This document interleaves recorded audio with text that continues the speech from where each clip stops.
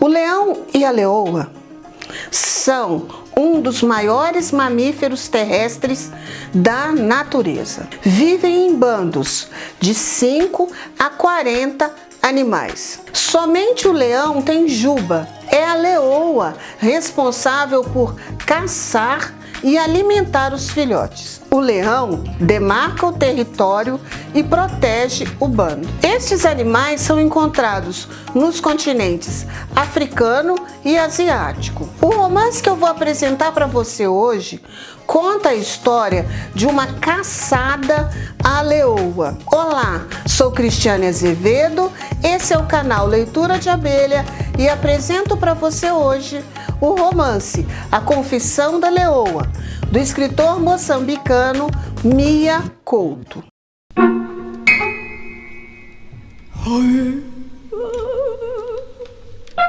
Mia Couto é um escritor nascido na cidade de Beira, em Moçambique.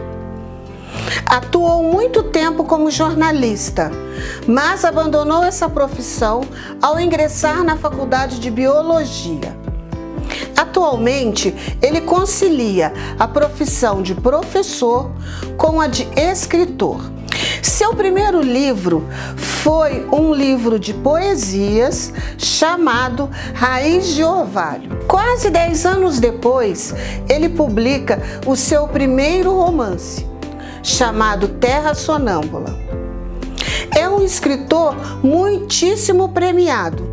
Inclusive, recebeu o Prêmio Camões. É o segundo escritor africano a ocupar uma cadeira na Academia Brasileira de Letras. Possui uma vastíssima obra. Já publicou Jerusalém, Terra Sonâmbula, Confissão da Leoa, entre outros. Do que se trata a Confissão da Leoa? A narrativa se passa num vilarejo no interior de Moçambique.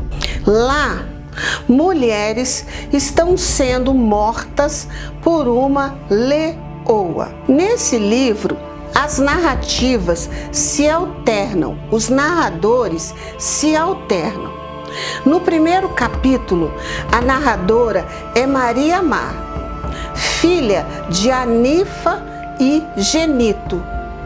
Sua irmã Silência foi a última vítima da leoa. No segundo capítulo, o narrador é Arcanjo Baleeiro.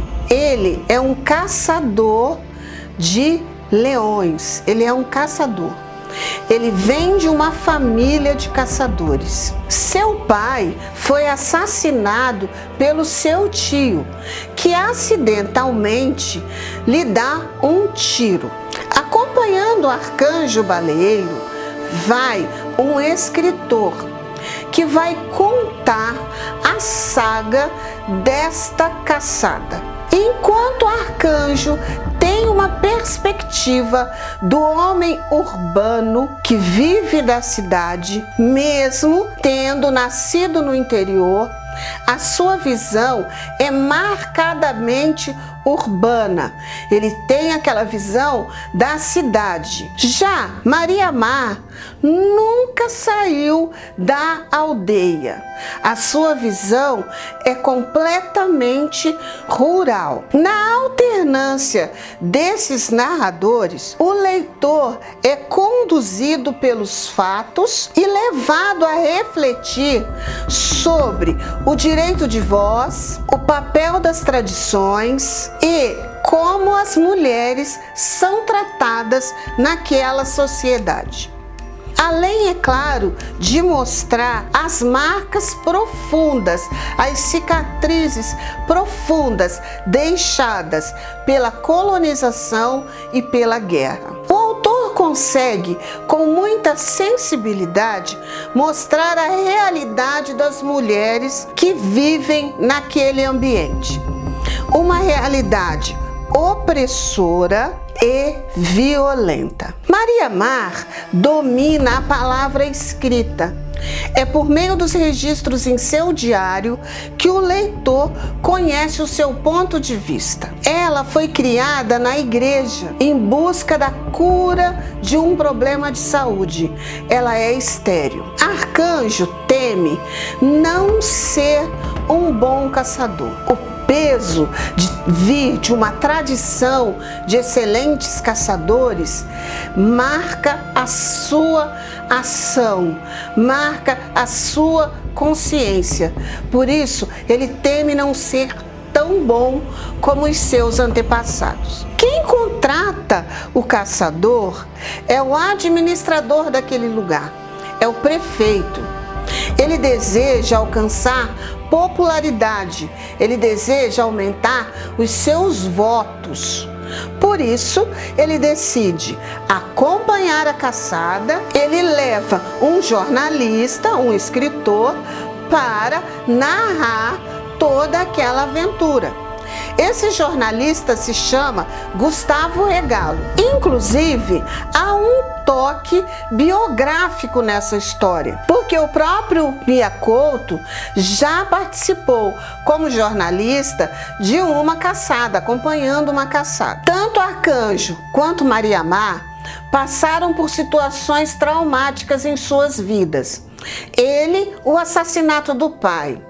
Ela, a morte da irmã pela leoa. Arcanjo e Maria Mar já se conheceram. Ele, na sua infância, na sua adolescência, foi naquele vilarejo participar de uma caçada ao crocodilo.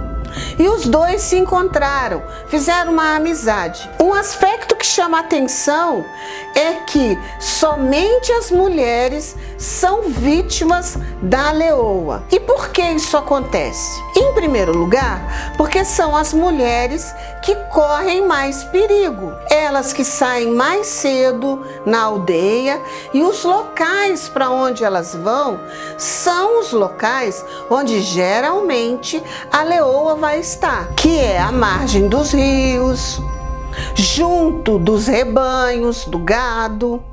E por um outro detalhe, há uma lenda africana que diz o seguinte: quando alguém é devorado por uma leoa, por um leão, a sua alma habita o corpo daquele animal. Portanto, as mulheres, sendo devoradas pela leoa, conseguem se libertar daquela realidade opressora. Elas se tornam fortes, capazes de ir e vir dentro daquele animal. Portanto, ser devorada pela leoa é uma libertação daquela realidade violenta e opressora. Assim, ser devorado por aquele animal faz com que as mulheres se libertem daquela realidade dura, violenta e infeliz, e as tornam mulheres livres, capazes de viver numa outra realidade. O que empurra o caçador arcanjo baleeiro para aquela caçada é o reencontro com Maria Mar. Ele acredita que será o seu anjo protetor, seu anjo salvador. O livro mostra de uma forma muito clara, muito contundente, o conflito entre o ancestral e a herança colonial. Mostra também que os verdadeiros animais não estão fora da aldeia, e sim dentro dela. São os homens. Mito e realidade se misturam nesse romance, assim como um mesmo fato pode ser lido e vivido de formas diferentes. Esse romance mostra que uma mesma história pode ser vivida de maneiras diferentes. Eu convido você a conhecer a obra de Mia Couto e começar por esse romance, A Confissão da Leoa. Eu te espero aqui semana que vem com mais uma resenha do nosso canal. Tchau!